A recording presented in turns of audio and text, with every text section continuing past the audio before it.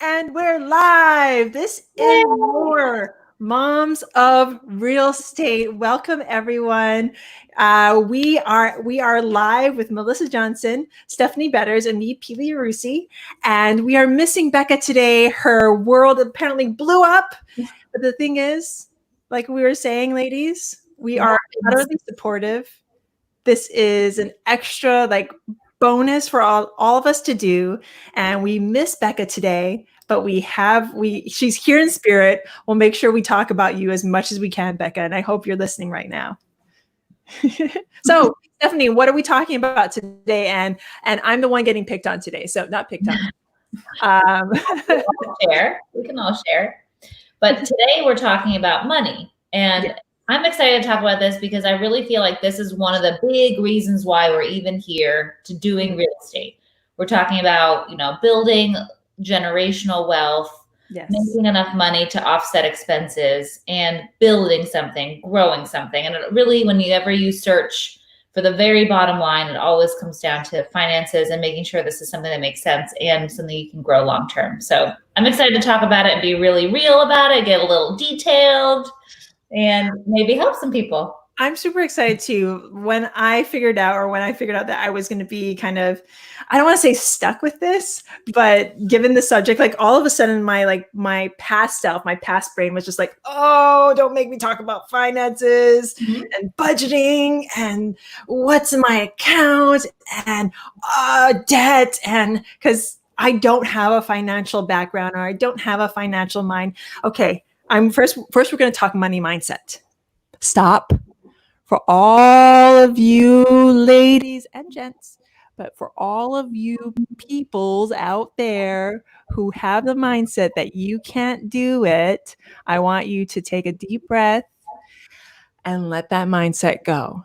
Because wherever you are financially, even if you're doing super well and everything's awesome when it comes to your financial health, if you have that mindset, and I'm thinking chances are it's not, if you have that mindset, because if you are hiding from your finances, if you're hiding from your bank statement, if you're hiding from your checking account, if you're just bringing out that card or putting in those numbers to pay for those things and you don't know where it's coming from, then you really need to look into my eyes. You need to listen in, because I was there too once upon a time. And I still, to this day, I will still go back to there. Jason, my lovely husband, Jason, will start talking budgeting with me. And all of a sudden I'm just like, it wasn't my fault.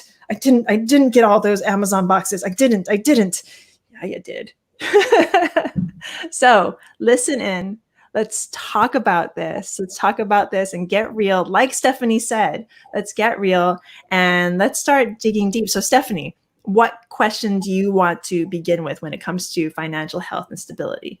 So I think really the first thing that to start with is really the story of how you got started. Like, how did we get anything to build anything with?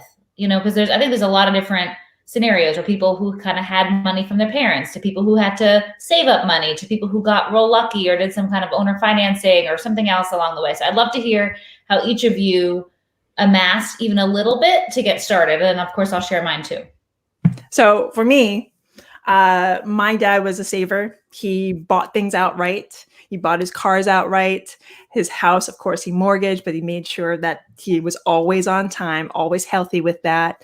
2008, when that happened, almost brought my dad down to a very low point because I think he had gotten that second mortgage on the house and he thought it was right.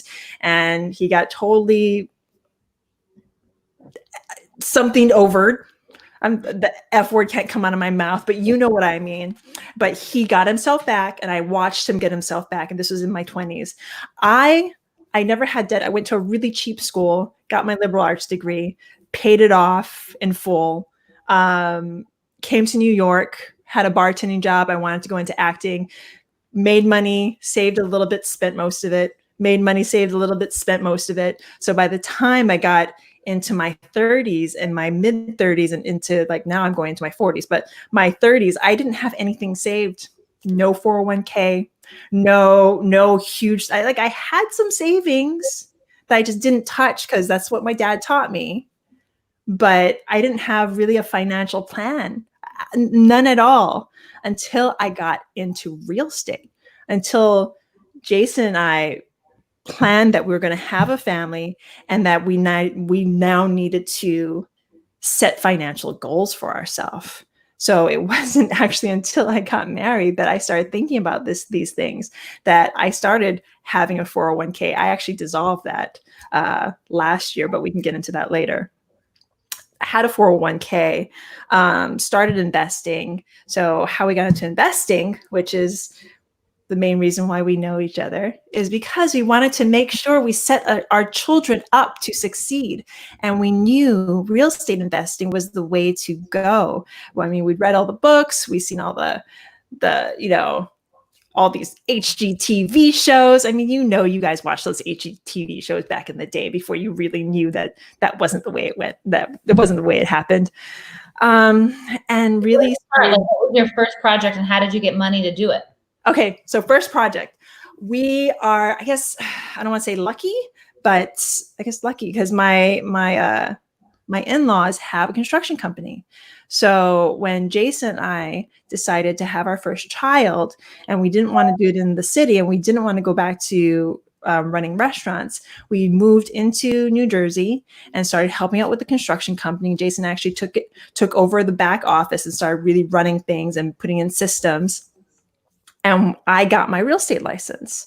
So we got our first deal. I think it was from, geez, so long ago. We got our first deal. It was a short sale. It was a short sale in a flood ravaged town. And we actually used our own money. And this is before we knew about owner financing or private money or any of that nice things that you use, so you don't have to use your own money. So we put our own money in, and that's what we did for the first few projects. And how did you have your own money? Is this the stuff that you guys had just kind of saved? No, this is from our construction company. We leveraged our construction company. So you took profit that you had made from the construction company, and like you kind of squirreled it away, and then you used that to buy your first deal? Basically use the business money to invest in this new business. I see. Interesting. And we hadn't, I mean, that first one took a really long time. I could go into like how the mechanics of lifting homes and adding square footage that way. But the thing is, we could get in these deals for more money than most people could pay, because we could add so much value to it. We didn't know that was just going to take a long time. So that's kind of how we got started. And throughout, I learned how to become more financially savvy, because there's so many people in this industry that are. And I realized if I didn't have a financially savvy mind, and I didn't underwrite correctly or analyze my properties correctly, that I was going to lose. And especially going into large multifamily, it's even more key to know your numbers and know what you can, because when you first get in, they're looking at it more from a commercial standpoint. They're looking at the asset more than you. Whereas with flipping, they're looking at you and your background. So when you want to get a loan on a house, they're looking at you. But when you want to go into large multifamily, they sort of look at you. They want to make sure that you're at least financially healthy. But when it comes to the actual asset, that's what they look at. How about you, Melissa? Let's see.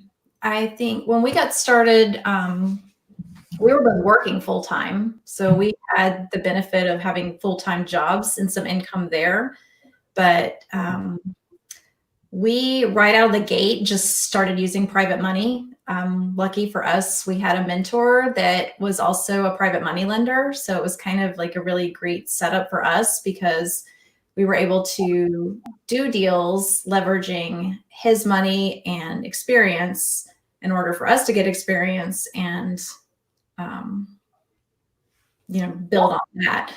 So I guess like we only used our own money for marketing, just at the very beginning, we spent our own money on marketing. But then other than that, buying properties and stuff, we always have used private money, and still to this day only use private money.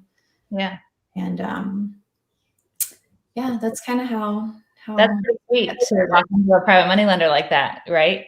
Yeah, it was a very was a good situation for us at the time. And we didn't use him as a mentor after a certain point. we broke off the mentorship, but we continued to use him as a private money lender and go out and get more private money lenders and stuff like that. So everybody wins. Yeah. Stephanie, how about you? Yeah.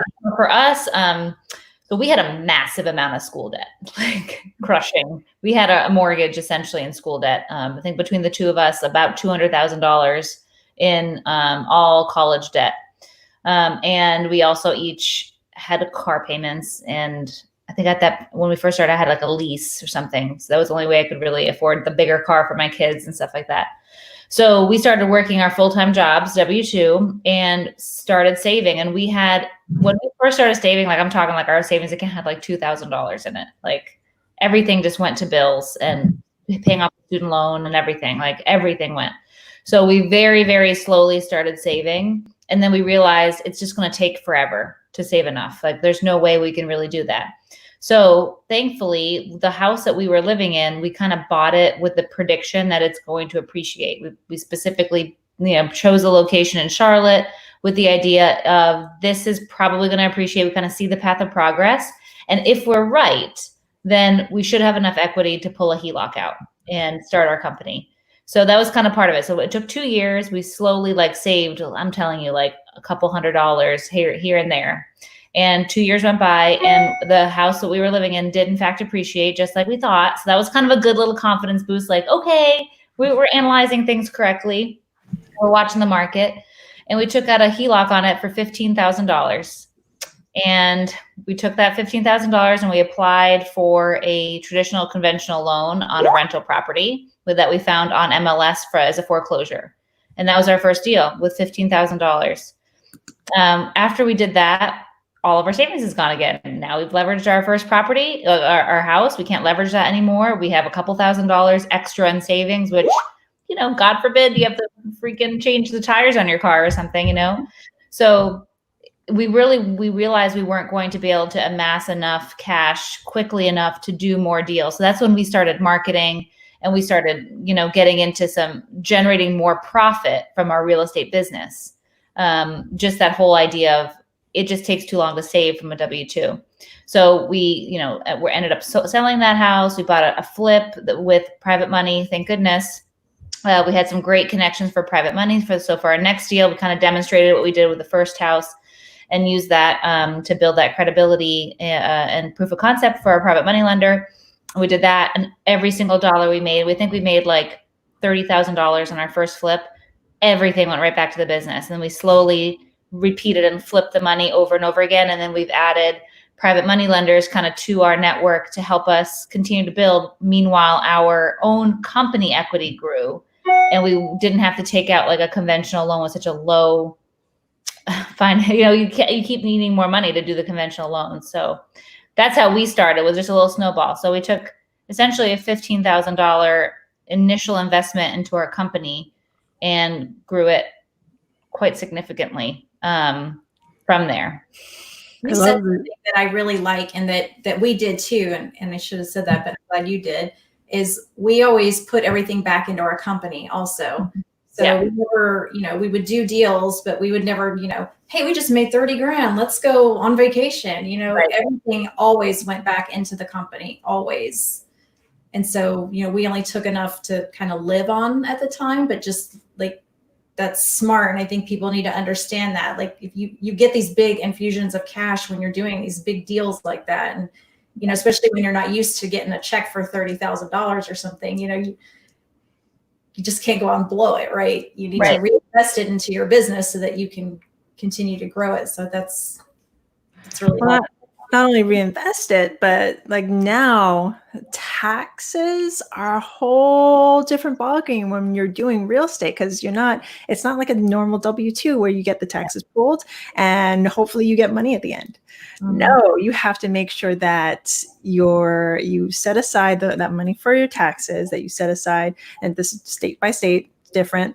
And then I am not really good at this, but in large multifamily, there's something called cost seg, which will actually help you with your taxes. I'm going to leave in the show notes or wherever, like in the bottom, I'll go to everybody's pages and leave a name of somebody that if you are in large multifamily and you don't know the term cost seg, you need to go talk to this person. For residential too. I mean, Yeah, you can do that now. That's new in the last few years to do residential cost segregations and accelerated depreciation, just like commercial property, which is amazing for taxes. Yeah. Yeah. Amazing. Definitely a must. Something I wish I had known when we were still flipping, because that would have made a huge difference. It will help with flipping, but it certainly will with rentals. Yes. Yeah. Yes. So what's the next question? Okay, so that's definitely the first one. So building the equity in the company and kind of starting off, I think, is interesting. We all kind of have a little bit of a different approach to it. I just want the bottom line to be that people get from that is you don't need a trust fund from your parents to figure out how to do this. You just need a little bit of elbow grease and creativity on how to even get a little bit of money. Like in the grand scheme of things, even getting a $15,000 loan from a HELOC is, pretty. I'm grateful that I had a W-2 income that I could qualify for a loan and I had good credit. But even in that case, you guys did it without that same scenario. So there's always a way to do it. You have enough money to start. And moving forward, I think that all of y'all agree that reinvesting that money into your business and creating that equity within your business is going to help it grow. Yeah. So from there, okay, so now you guys we're starting to make money. We've got our business going. How did you handle your overhead expenses in your home? Because I feel like once you make money, it's very easy to spend it. So how did you approach that? For us, we needed to keep to a budget, and I'm not a big spender. I don't really spend money on myself. I barely get my hair done. I don't. But then at the same time, I do because I was so lackadaisical about things. Like I'd be like, well, why don't we go to Hawaii twice this year? Why don't we spend a little bit more on the children? Why don't we buy this like brand name thing instead of that other thing that is just as good?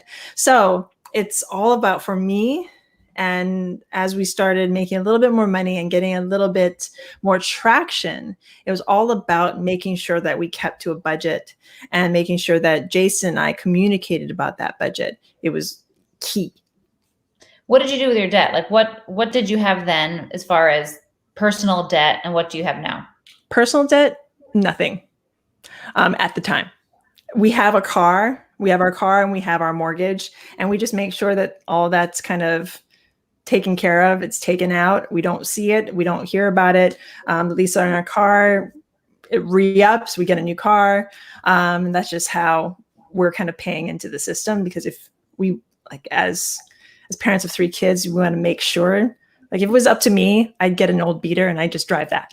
Right. But we have 3 kids and we want to make sure the car is large and safe. And, it's nice to have that new clean smell. It doesn't last for very long with the 3 kids, but it's nice to have a car that we know is going to work. So that's basically our debt right now, is the car, the home. I don't have any student debt, neither does Jason. And credit cards, you've never used credit cards. When I was growing up, no. I'm growing up means in my 20s. Yeah. And I didn't have my first credit card until maybe 28. Actually, I think I didn't get my first credit card until I was 30, because I just used my debit card. So, but the thing is, I also didn't have any credit. I have the credit now because I have credit history for about 10 years now.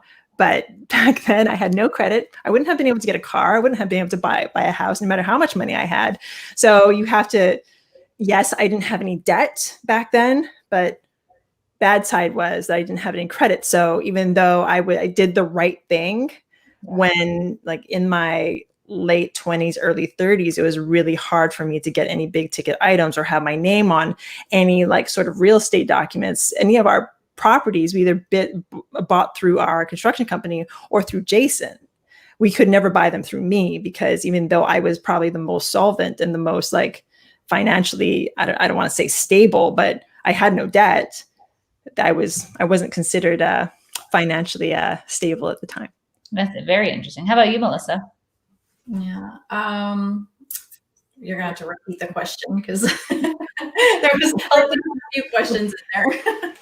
Right, I know. So your personal overhead, like when you first started your business, what did your debt load look like then, and what does it look like now? So when we first started, let's see, we did have a mortgage.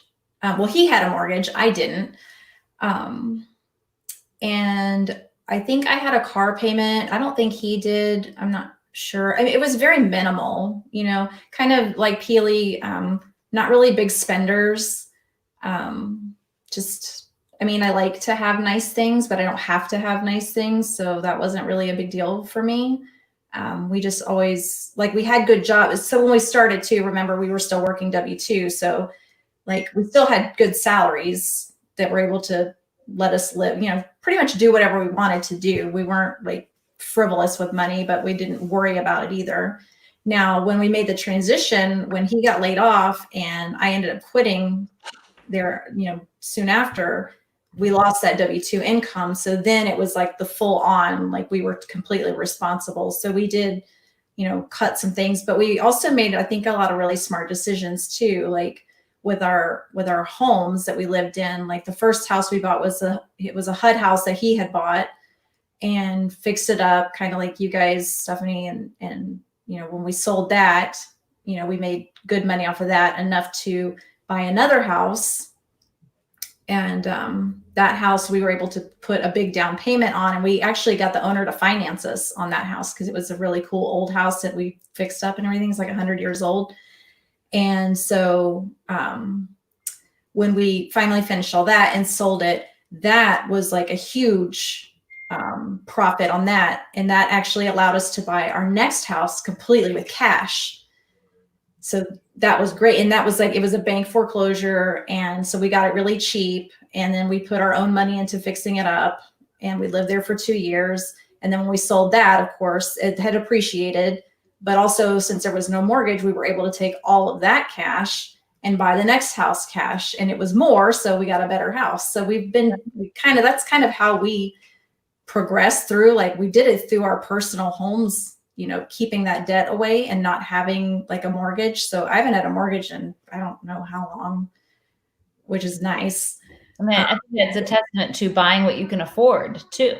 Yeah, really. And, you know, we always bought houses that needed work. You know, we never bought anything that was like move-in ready. So, you know, by doing that, though, it was inconvenient, but it allowed us to progress to better homes, no mortgage. So now I own a house with no mortgage, and it's awesome.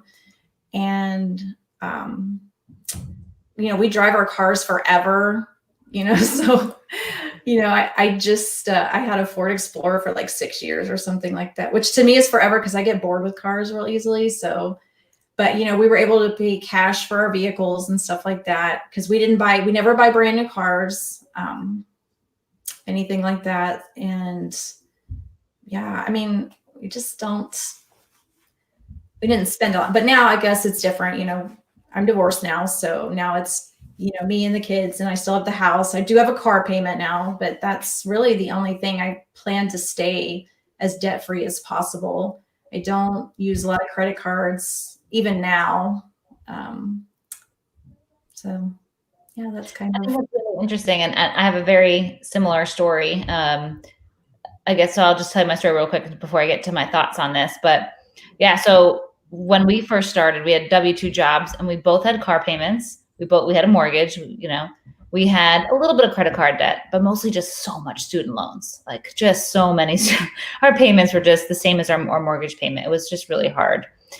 So we did the same thing. You know, we kind of steadily upgraded our house that we were living in using the proceeds from the previous purchase, you know.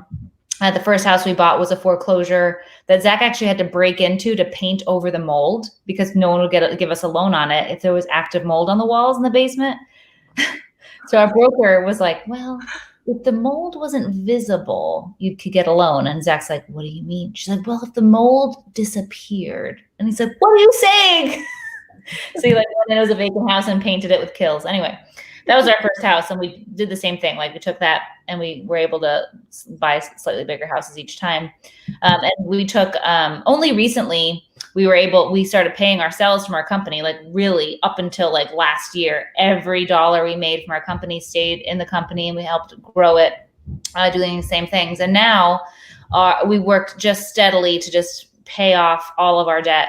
So now we have no student loan debt, we have no car debt, and we live in a house that has significant equity that is below our means, with the intention to then one day sell this and then probably build. I'm not really sure.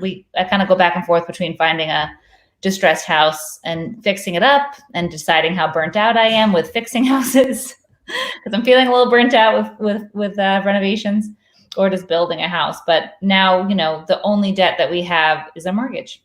And that feels pretty darn good. So our overall monthly bills are very, very low. Like just the mortgage payment, which is low for us, and like household stuff, utilities and groceries. We don't do anything fancy. We do some traveling with like discount tickets, places that are kids friendly. We drive everywhere. I have a Honda Odyssey that has like 150,000 miles on it because we drive our kids. And we try to spend most of our money is on travel. Like our family's all over the US, and we just travel to go see them. And then we try to do a fun vacation a year, and, no, very little credit card stuff, like just really essentially to get points, and then it gets paid off that month. So no real debt burden anymore. Well, let's talk a little bit about that. I want to just that term, living within your means. I think that bites a lot of people in the butt, especially when it's all about getting the newest iPhone, getting the newest technology, getting the newest car, getting the newest whatever, what have you.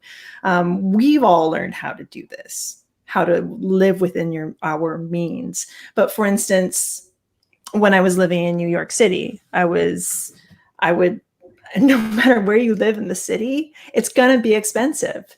Had I known what I know now, I would have moved to New Jersey a whole lot longer ago, because it's so much cheaper in comparison to the city. So if anybody's listening to this and you're living in the city, it's COVID right now, so I think everyone's moving out.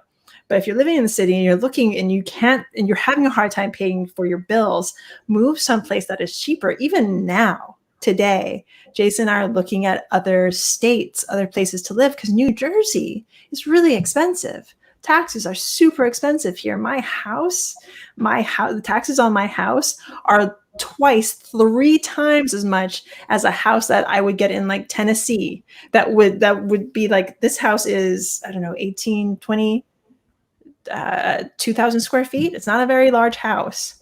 It's a really amazing town. I love this town, but I could get double the house, double the yard for like half to like at least half the taxes in another state. So it's even taking it to that level and being smart on that level. I mean, if you want to live a better life, maybe the thing is that you need to move. For instance, I'm from Hawaii. Hawaii is super expensive. Everybody that lives there, I can't imagine living in Hawaii and like having the type of bills and taxes, and the cost of property there is astronomical. So that's why so many Hawaiians, I have a cousin that just moved to Vegas, to Arizona, I don't know. Did I say that right? Is Vegas in Arizona? Nevada. I knew Nevada. Anywho, he moved to Vegas, and it is so much cheaper, and so much like having that burden taken off of him was huge. It was huge. And that's the thing. You have to make those decisions. And sometimes you need to make those big decisions so that you can be more solvent. I know, like, I would love to live in Hawaii, but it's too expensive. And I would love to stay in New Jersey, but it's too expensive. And it'd just be smarter to live someplace that was cheaper. Yeah. And I don't know about you guys in your individual circles, but I find that the more liquid somebody is, like the more equity and liquidity they have in their lives, the more money they have, the cheaper they are. You know, I think the people who are super flashy with their money generally have a significant amount of debt. And then of course, no one knows that, right? Everybody sees the flashy things and you almost feel bad. You're like, how come like, we can't have that, you know, new car or whatever else? Yet they're probably sitting on monthly expenses that are incredible. And I don't think that there's anything wrong with that. I think if you can afford it, you just go and you have the time of your life. But what I think I have a problem with is this is kind of where I get on my little soapbox. I don't think anyone should pretend, you know? And I think that Americans have this tendency to pretend, to leverage, to over leverage themselves to have a certain appearance. And, you know, I think half the time it's not even for themselves. It's for their friends. It's for their family. It's for their in-laws. It's to impress somebody else. And then they set themselves up to have a tremendous amount of debt. And that stress is tremendous. I mean, we have been all in our business and have no other income coming in and like have every dollar invested. And those nights are not fun. Those are not fun nights, you know, but I do think that a lot of people live to the absolute maximum and they're not truly wealthy. Do you know what I mean? Like that true wealth comes from the peace of mind, the financial peace of mind, and not the overwhelming debt, like the freedom, like I can afford it so I can have it because I don't need another monthly payment. You know, I can just go buy a new purse if I want a new purse. Or I think what you'll find, like most of the people I know that have a tremendous amount of money, they don't buy the brand new Burberry purse when it comes out. You know what I mean? Oh, there's Beka. Hey. You know, those are the people who are super frugal and they live beneath their means, and you may not even know that they're multimillionaires. And there's a book called The Millionaire Next Door, right? That has like a very modest house and a modest outward appearing life, yet they have a tremendous amount of wealth accrued. I think there's something else too to that as far as like, you like, those are all choices too that we make, right? Like you choose to be, you know, like we're all choosing what we're going to spend our money on. Right. So for some people, you know, like you spend your money on travel, right? Yeah. You know, and like those are decisions. If you want a bunch of stuff, just to have stuff, just to say I have this awesome house and I have the newest iPhone and I have like a fancy purse or whatever, that's a choice that everybody makes. So it's just recognizing that too, I think. And it's like, those are choices. Like, is that a good choice or a bad choice? Can you afford that choice? You know, like I wear shitty clothes. Like I wear clothes from like Target and Old Navy. I mean, they're not like crap, but you know what I mean? Like they're not, I don't go buy fancy clothes or anything, but I like to have a nice car. That's what I choose to spend my money on, is my, you know, having a nice vehicle. Everything else I don't care about. But I think that's where like, it's okay if you do want to make those splurges, just understand that that's a choice and that's a splurge that you're making and you can afford that, but you're like frugal everywhere else maybe. I just think that just the discussion of what can you afford is a big deal. Like what does that even mean? How do you know what you can afford? And I think part of that is knowing how much you're making and how much you're spending every single month and what is the delta there. And there should be one. And just because you have a little money there doesn't mean you should spend it, you know, or you know, but I do think that that's the general concept, is that you spend what you make all the time. And then you generally will get to retirement and you have no equity anymore because you've spent it all. You know, like the people who buy, you know, new houses every couple of years and they just take their equity and they get another 30-year mortgage. Like the only person winning is the bank. You know, every time you buy a new house and you refinance your mortgage, like that's the bank winning. You just signed up for another 30 years of debt. I tell people that every time you sell a house, like you lose 20 grand. So just between your realtor fees and your, well, here we have transfer tax. I'm like, just remember that it's a $20,000 surcharge to change houses. So we got the time, Beka. We're gonna backtrack a little bit for you. Hi, sweetie. I'm sorry, I didn't know what the rules were when you come in late. Like, are we allowing this? Are we not allowing this? But we are allowing this. I was super excited to see you. Okay, again, folks, this is Mothers of Real Estate. We are all moms. We're working moms. We have other things going on. Maybe our children need attention. I mean, you saw my son just walk in here. He was supposed to be napping, by the way. He's gonna get somewhere. So cozy. He's just like, I'm gonna be real cozy and come in. Yeah, he's like, Mom, I just want more hugs and kisses. Anyway, I'm going to start talking about my son instead of money. So we were discussing earlier, like, how do we get started in real estate? Why did we get started in real estate? And then the conversation kind of took a turn to living within your means. So if you want to give like us the quick and dirty, Beka, we're all ears. Yeah. What was your financial contribution to your first deal? And how did you get the money to do it? My first deal, I partnered with someone. I had 60K. She had 60K. We formed an LLC. We bought a $40,000 house. We put like 80,000, or we put another 40 into it. We sold it around 120. We split the profit 50-50. How did you get the 60K? I think I had that 60K. And then my second deal, I think we had cashed out some investments. My second deal, my partner and I went separate ways, which she's awesome. It was like not hard feelings. We were just both like, oh, we can do this on our own. I then raised $60,000 from friends and family, 12-month unsecured note, $10,000, 12% interest. And I think I said the first like 3 or 4 people I would give 13% interest to. I basically, proof of concept with a partner.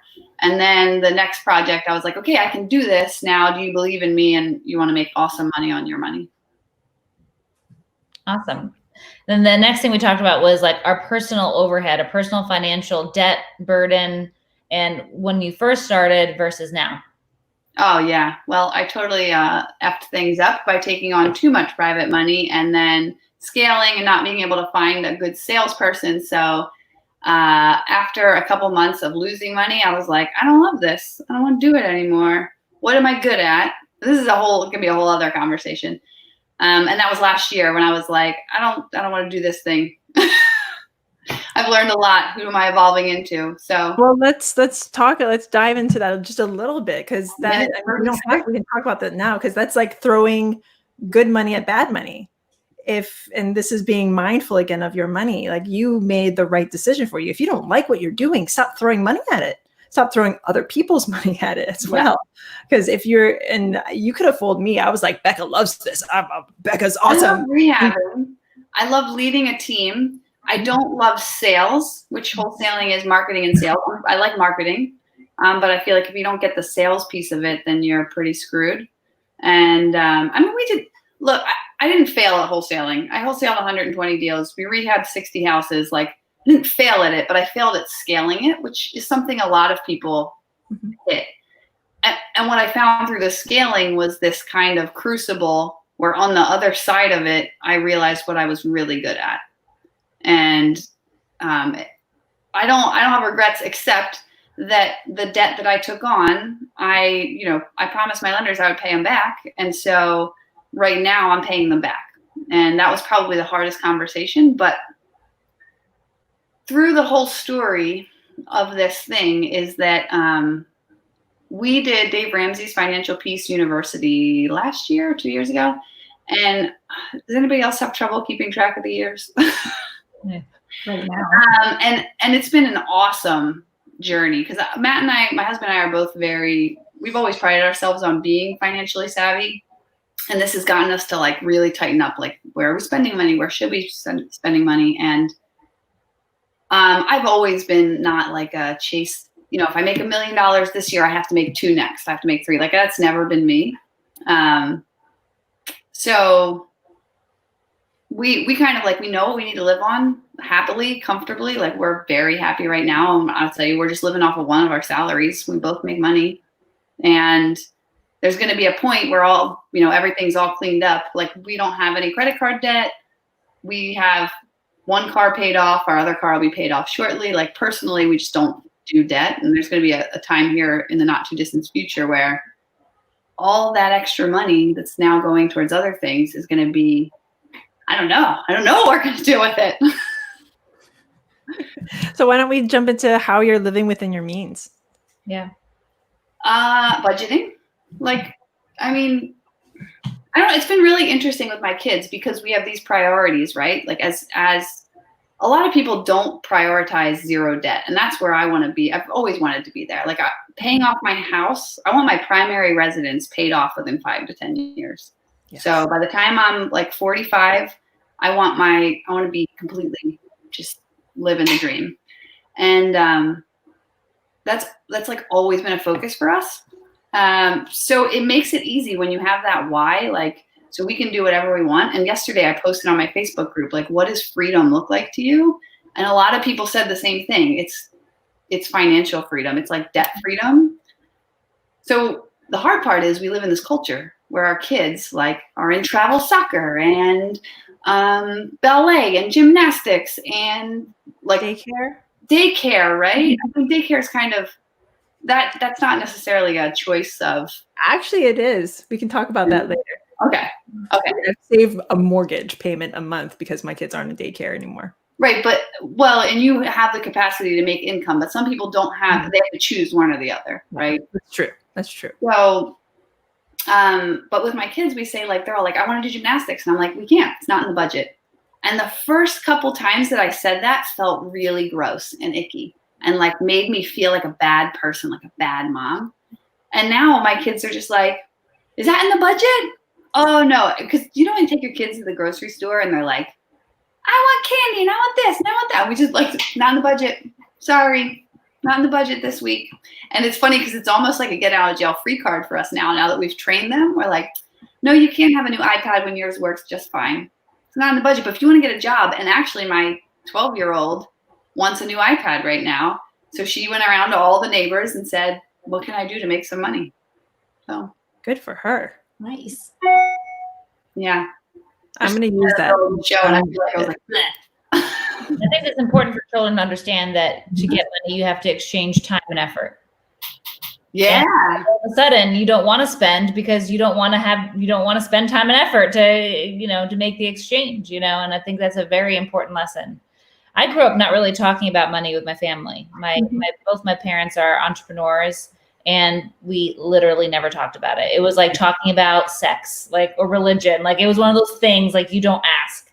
And I will say it's probably because my parents went through a divorce and it was a nasty divorce. And so all the back and forth. I don't think my dad really wanted my mom to know what he had and vice versa, So, but, my dad made a lot of money in the stock market and starting companies, and I never even knew how to do it, And so I wish that I knew you had to work for money. Everything I had is when I was a teenager, from my first car to my first computer to, contributing to school, all that I had to do, but I still didn't talk about it with them, I bought most of my stuff, but I didn't really get those lectures from my parents. I had no idea what they had or how to get it. I want to make sure my children know that they can talk finances with Jason and I, because that's the same thing with me. I knew that my dad spent money a certain way. He was like, I'm going to pay for, like I said before, he's going to pay for the car. He's going to make sure he's financially solvent. But I didn't know how he did it. I didn't know how to invest in the stock market, or that I could even invest in the stock market. I thought that was only things like brokers did. I didn't realize you could do it yourself. So this is all things that I didn't learn until my 30s. And I wish I had known them before. And I want to make sure my children know that they need to build different pillars of wealth. I mean, I guess we could jump into that now. Like, how are you investing not only in yourself, but investing your money, investing your capital, investing in other, because for instance, Jason and I, our job is the acquisition of large multifamily buildings. We invest in and syndicate large apartment buildings. And we actually just sold our first acquisition. So that those proceeds, we're using that and investing in other deals. So how are you all investing the money that you're making? Or what are you doing with your money currently to make sure that you continue this journey towards financial freedom? Beka, because I'm going to we have about a dozen rentals. We have 14 doors. So, which is interesting. I picked those up over the past couple of years, 3 years. And my property manager said the first 2 years, this is just a little tip that he gave me that I'm glad he did. He said the first 2 years when you buy, especially if you buy a wholesale deal, there's a reason why that property was gotten a discount. Don't expect the first 2 years will be great with any rental. You have to stabilize it. And we reached stability last year. So I don't know, I think we averaged around $400 a door cash flow in the past 12 months on our doors. So that's one way that we invest. We have, I believe in like the three, you've savings, retirement, and investments, right? The three legs of the stool. So we've always been contributing, just chipping away, contributing our retirement accounts. I don't know what the normal number is, but from our tax people, they say that we've done a really good job of that. So, and then I lend money from my self-directed IRAs. So kind of on the retirement side of things. So that's really our investments. I bought Amazon stock 7 years ago, I think, 7 years ago for it's like $7,000, and it's worth $120,000 right now. Woo! You want to know my trick there? The reason I bought Amazon stock was because they had just come out with Prime, and I was like, this thing is awesome. I will use this all the time. I think it's going to be a big deal. It was just something that I saw that I used all the time. And you understood. And I understood. I understood who the consumer was of it. Like Bitcoin, I couldn't understand who the consumer was of it, right? Like Amazon Prime, I know who that consumer is because it's me. Oh, okay. So we invest. So we do private money lending too, to different companies and friends. We lend to ourselves, like to our company as well, and we buy rental properties. We contribute to a 401k, which doesn't have a tremendous amount. I mean, I think there's maybe $150,000 or $200,000 in there. Most of our retirement is really going to come from our property that we own. So all of them are on a pretty fast track to be paid off. So probably in the next 5 years, all of our rentals will be owned free and clear. And like you, Beka, we make anywhere between right now, even with the more, some have mortgage, some have private money on them. Somewhere between $200 and $400 a door in net income. So we get that passive income coming in every month, which is nice. Unless, a fridge goes out or something, and we got to pay for that. So we kind of save a little bit for each rental property too. The first 2 years, by the way, I made like $50 to $100 a door. Oh yeah. I mean, it's all that roof just is shot or whatever. Once you calculate in like repairs and stuff, it's a lot. And then the big thing that we do too is we continue to pay down all personal debt, so being as debt-free personally as humanly possible within reason, because I do think that there is such thing as healthy debt. Like, I think the beautiful thing about real estate is leverage. So I think it's wonderful that you can buy an asset and then have a mortgage on it that you can afford, and then you can buy a house and have stable and you can pay towards it. I think that's wonderful.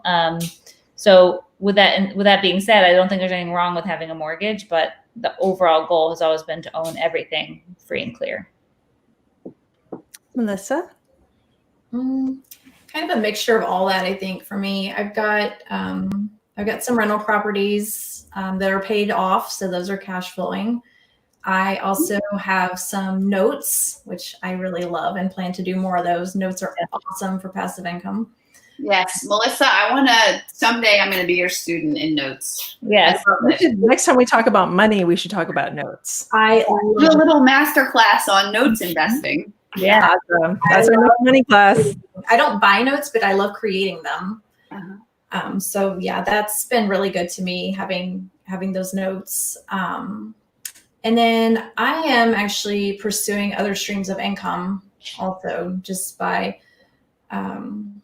I'm reinvesting, of course, like whatever I make in the house flipping company gets reinvested in that company, but then starting another business and creating. I'm really a big fan of having multiple streams of income. So I'm looking at it. It's like I have my notes, I have my rentals. I do have an IRA that money goes into, and then that's kind of. And then my house is my big investment. I've got a lot tied up in that. It's all equity, so since it's free and clear, so that's a nice investment. And that's like we're sitting on retirement right there. Yeah, basically. Or like I heard that theory of when your kid is born, buy a rental and put a 15-year mortgage on it. As long as it cash flows, then that's like their college education. Love that idea. Honestly, Jason and I are going to take that idea. I have plans on taking that idea to like kind of a 10x level. We want to buy a building for each of our kids. Mm-hmm. Buy a building, stabilize it, make sure it's cash flowing. Hopefully at some point, like buy out our investors, own it outright, so that when our kids come of age, we can say, you can either hop into the business with mommy and daddy, here's a building to start you off, or you can sell this building, get liquid, and do what you want, whatever, because, I might have given birth to an artist or what have you. They might not want to go into real estate like mommy and daddy. So for Jason and I, we have our syndications, our buildings that we personally invest in because we believe in investing in our investments. And if I'm going to ask other people to invest in them, I want to make sure I have skin in the game. And then we actually invest in other syndications with those people who bring us deals that are amazing. And the thing is, the deal could be like uber amazing, but I base it more on the person. So I've said yes to people with the caveat that the numbers have to pan out. But I tell them, yes, now send me the numbers. Okay, the numbers work. Absolutely. So we have that. We have money in stocks. As when COVID hit, we actually started buying more, if that makes sense. I'm still not that savvy when it comes to stocks, but I know, like you, Beka, when I see something that makes sense, I'm like, Jason, what that one makes sense. Why don't we look at that? Mm-hmm. And then, like I said before, I actually dissolved my 401k, and we're actually using that to invest in. I think we put some of it into Fund That Flip, which is I guess it's. They like crowdsourcing funding. It's a crowdfunding platform for flippers to go to get funding for their flips. And we actually used to use them for our flips. So now we're on the other side and we're actually funding. And then, yeah. So if you, any flippers out there, talk to Matt Rodak. He owns the company. He's awesome. I was very happy to go in and put some money in there. And then you put 1031 exchange with your money in there, like you can with a syndication. What was that? Can you do a 1031 exchange and pop your money in there? Like you can? I'm not sure. I don't know enough about 1031 exchanges, but I'm sure if you go onto their website and ask, I don't know the answer to that one. But if you have a 1031 exchange, I have someplace else you can put your money into. I know you do.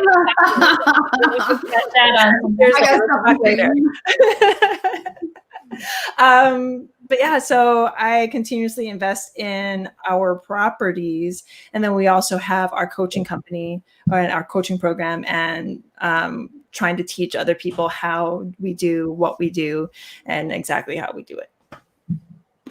Nice. That's our pillars. I think, I just want to go back to Stephanie's point earlier, because the interesting thing for me, my experience is going to make me a lifelong, just like Dave Ramsey, like his experience created a lifelong advocate for financial responsibility. I think it's going to be the same for me. And so I think the biggest thing that people fail at is living within their means. Yeah. And there are people, I have a friend who follows Mr. Money Mustache. Have you ever heard of him? Yes. He's one of my favorite people. He's extreme financial independence, retire early, that FIRE concept. Yes. Get your expenses down as low as possible. I mean, we're talking about beans and rice every day, all day for dinner. Just get your expenses down so low so you don't have to be a slave to this rat race. And I have a friend who's a computer engineer. He happened to be number 2 employee at a company that started up, got bought. He was able to take his kind of proceeds and pay off his house. And now he lives off of $35,000 a year net. So, okay, we're talking $50,000, him and his family of 4. And it's funny because we get into these interesting discussions because I have another friend, and I realized we only have 1 minute. But I have another friend who did the exact same thing. They were actually roommates, computer science guy. Went to work for a company, sold his company, got a chunk of money, and they went the exact opposite paths. One went into, I'm going to get my expenses down super low so I can do what I want. And the other one went into the buy $1 million house, live the high life so that he always has to have a $300,000 a year job, right? And it's been just fascinating watching these two life courses. Now, I think they're both happy, but I think one of them is much healthier, like for long-term life. And he said about having to do something, right? Like you have to go to work. And just like when you have a business, like you're spending money in marketing, you kind of have to get deals because you have to pay for the marketing, right? Yeah. Whereas if you're doing it like a hobby, it's like, well, the right deal comes along. Like there's just a different experience. Yeah. Yeah. So we do have 4 minutes left. Why don't we wrap up? I hope everyone got an amazing amount of information. I know it was just kind of like us chatting about money matters. I hope that you all got some great nuggets. I know I did from Stephanie, from Melissa, and I'm so happy that you came in, Beka. So what are we talking about next week? We didn't really plan this. Maybe we should get on Messenger and actually plan what we're talking about next week. I think is our first guest week. Yes. We have a lot of really kind of fun guests that have reached out to us who want to be a part of this and have lots to say about all the topics of our pillars. So I think that'll be fun. It'll be a little bit of a surprise. I guess we can ask people if there's anyone out there that's watching and you want to be a guest on our show, reach out to us, please. Reach out to us and let us know what pillar you might want to talk about, and we'll see if we can get you on. I mean, we're doing this weekly. We have some people kind of lined up, and I'm so excited to be talking to all three of you. So Melissa, before I run on a tangent and then somebody else picks my tangent up, why don't you lead us out? And I'll see you. You're doing such a great job. I just don't need to do anything. Well, thanks everybody again for coming and joining us for another week of Moms of Real Estate, talking about money with all these awesome ladies. And yeah, that's talk to you next week. Bye everyone. Bye. Thanks for letting me show up late. I appreciate you.